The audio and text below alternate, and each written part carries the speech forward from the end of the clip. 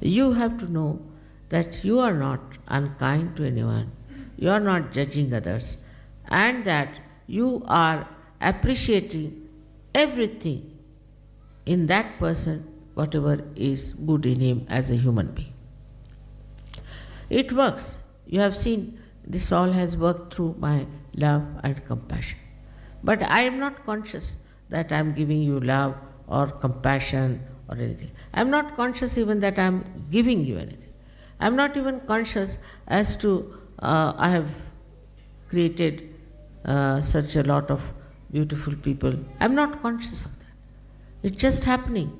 Just like this tree is here, see, it is not conscious as to what it is and what it looks like. It just is there. In the same way, if it happens to you, I tell you, you become really the source of such a joy for everyone. Now, what do we have to do for this world? What is needed to be done for this world? People talk of peace, this, that. There's no need to do anything. It's just you become a personality of that kind. You emit peace, you emit love, you emit joy to others. Now, this power is within you because it is built in, is within you. It is in a potential form in every person. Only thing, it has to be brought out. Now, with affection, you may not, but with love and feeling, that is innate within you. Because there are no words for such subtle things that are within yourself. Because so far people don't know what are these things that make you feel oneness with others. All this can happen to you very easily when you understand that you are not this mind, you are not this body, you are not this attention, you are the spirit. Then you introspect, am I the spirit? All right, if I am the spirit, what am I doing? Once you become the spirit, then you feel, why not others? Out of love and compassion, not for becoming some leaders or anything, just out of love. If I am that, why not make others like that? And that is how Sahaja Yoga has spread so much. And we have such gems of people, such beautiful people, that I really never expected so much to happen in my lifetime. It has never happened with any saint, any incarnation, any prophet. So now you people have become absolutely khalis, means absolutely you have vacated yourself fully. The story of Radha and Krishna is very beautiful, where Radha said that, why do you take this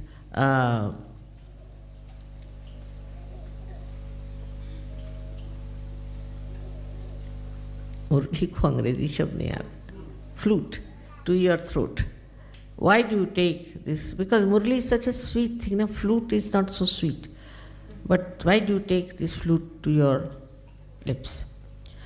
After all, she must have been jealous, I think so. So it's a story, just a story. So he said, why not go and ask the flute? So flute, she went and asked, why Sri Krishna takes you to his lips all the time? So she said, you know, I have become completely hollow. There's nothing in me.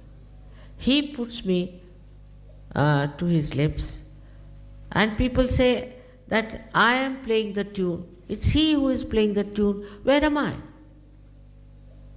I am not there. I am just enjoying the same tune which is passing through me. That is the expression. But then Radha told Sri Krishna, why don't you make the same way as the flute? So this is what you have to be, the flute. Means you have to be hollow within yourself. All these little things, which come into your life are not important. What is important is Have you become completely hollow? This is where I would say introspection will help. The one who makes the flute is also within you.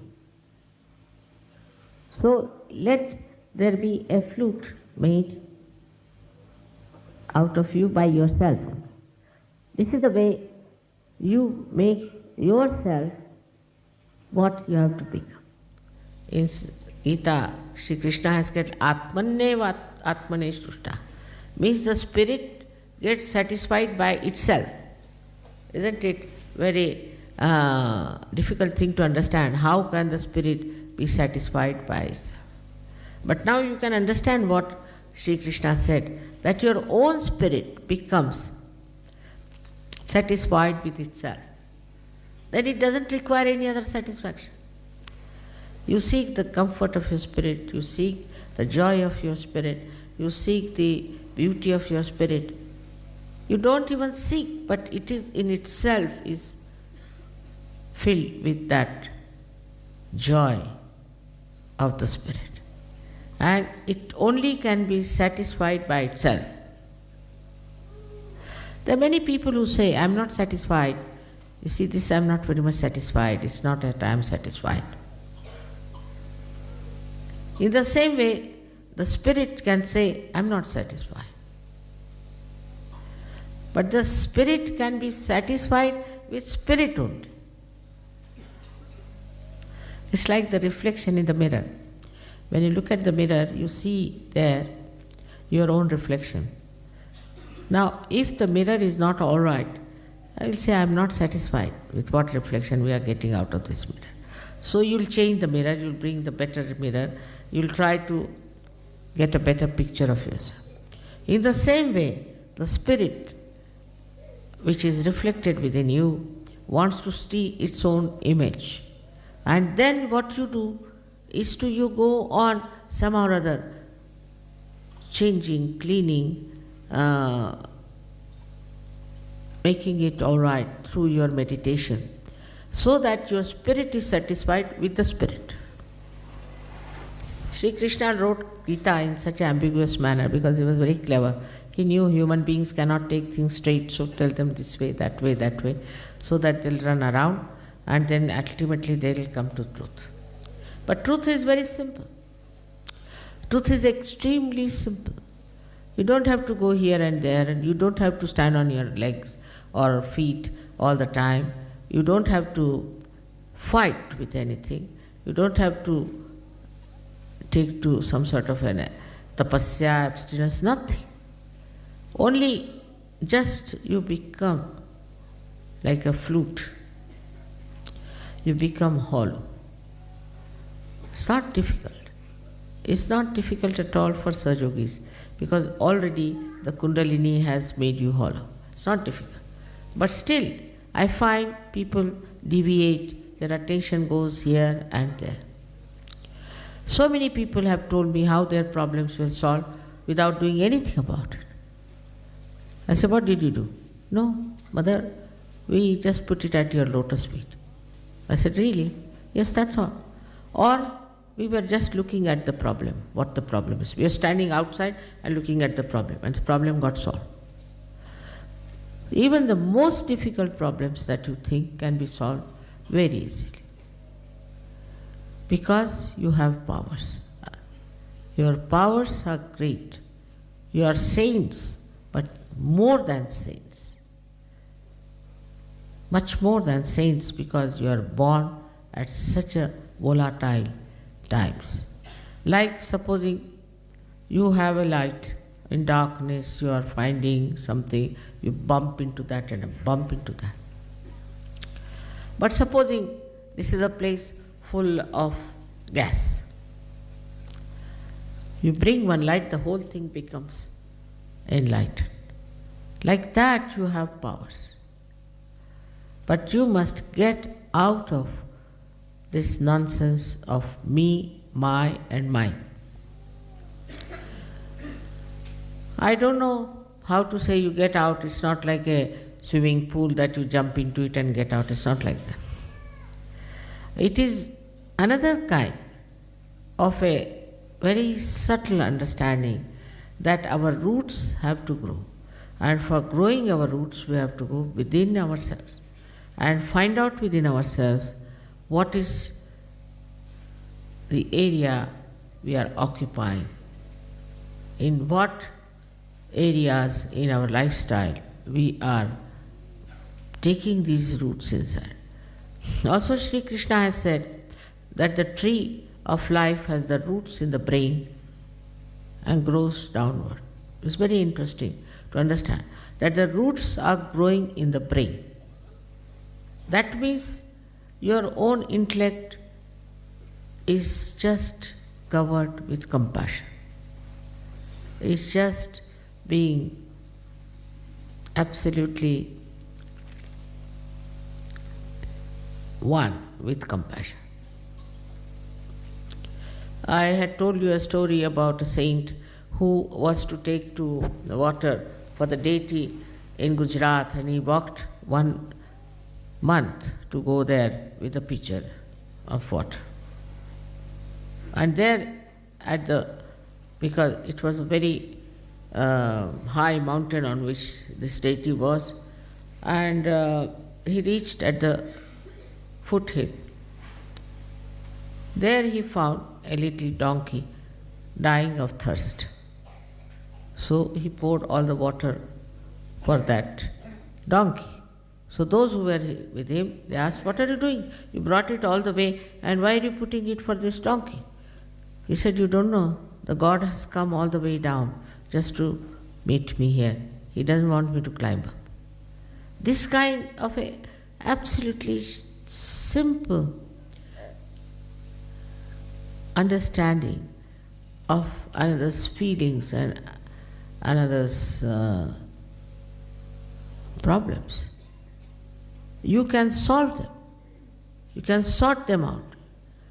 And the person will tell you that you sorted out my problem, but you will not know how you have solved. Because this love is the power. This love can see things. It is everything. It's like you see a television, all right, it's a television. If you see a telephone, it's a telephone. If you see anything you do with the power, is embodied inside this love. You need not have a telephone. I never telephone to anyone. Mostly I never telephone. I mean, if somebody forces me, then it's all right. I never telephone. But not to save the bill. But I do not telephone because there's no need. The whole subtle of the ether is at your feet. Just you want to do something, you can just do it just with the vibrations. Now many people say, "Mother, cure this person, cure that person." There's no need. You all can cure, you are so many. You can cure anyone you want to. But you bring that person to me, is not needed. Just you can cure anybody you feel. You can solve all their problems yourself. A one little bandhan can solve it. But for that, you should be the source of love. Once you give a bandhan, this powerful love takes over. All right, I'll do the job. But for that, you have to be the master of this beautiful thing. Now, one thing is very different from other masteries. In other masteries, you see people try to dominate or to try to use it for destroying others. But the mastery of love is that you know how to build a rapport with the divine love. And this divine love is not only powerful, but it is such a efficient, I should say, such an alert instrument which works out everything in such a manner that you are amazed how things have worked out. And everybody has noticed it. I know you all know it, not that you don't know, but you don't use. You have to be on the vibratory awareness and use that. Even giving yourself as a bandhan itself clarifies you. Imagine in your hand there is this great power of giving you this balance, this love, this affection, and all the protection, while you can give it to others also. You have become now the part and parcel of the divine power. You are now in the kingdom of God. Whatever you want to do can be done by this divine power. With all this telling you, I still feel sometimes you are not confident. You get upset. You feel that how can this be? You have no trust in yourself, you have no faith in yourself. And also there are some people who feel they are neglected or something should have happened to them. Once a lady started crying. So I said, why is she crying? She said, because mother didn't smile at me. I didn't smile at her. But I never smile at anyone. I don't know why she thinks like that. So I asked her, why do you want me to smile at you? What's wrong with you? You are all right. Why should I smile at you? So, you see, also this kind of a feeling that comes up sometimes, that in Sahaja Yoga, mother should all the time be only attached to you. She cannot get attached. It's a helpless condition I have. There are so many, you don't know, defects I have, which you have no idea. I don't know how to count money. If I give me 100 rupees, I'll count it 200 rupees. See, I don't know many things. I don't know banking. I don't know many things. And one of them is I don't know how to put attention to this person or to that person, like politicians would do. You see, you must look after this man because he's very important. Nothing. To me, you are just part and parcel of me, finished. Nothing more than that. So, you see, everybody should know that you are very close to my heart. You are very much there. I am very proud of you. And something, really, it's a miracle that has happened that you people have taken to Sahaja Yoga. So, on that point also, that how much mother cares for me, what she does. Now, supposing I tell somebody, all right, you don't sit here, sit there, they feel bad. Anything you do, they feel bad. This kind of a person has no sense of love. He doesn't understand mother's love. So, at the end of the whole thing, I must tell you that when you are a guru, you are also a mother. You have to express yourself like a mother. She's kind, she's gentle, she forgives, she also corrects whenever necessary, but in her own sweet way she corrects. Anything you do, they feel bad. This kind of a person has no sense of love. He doesn't understand mother's love. So at the end of the whole thing, I must tell you that when you are a guru, you are also a mother. You have to express yourself like a mother. She's kind, she's gentle, she forgives, so corrects whenever necessary, but in her own takes place. It's not that a rebellion starts. So all that wisdom of a mother is within you, is already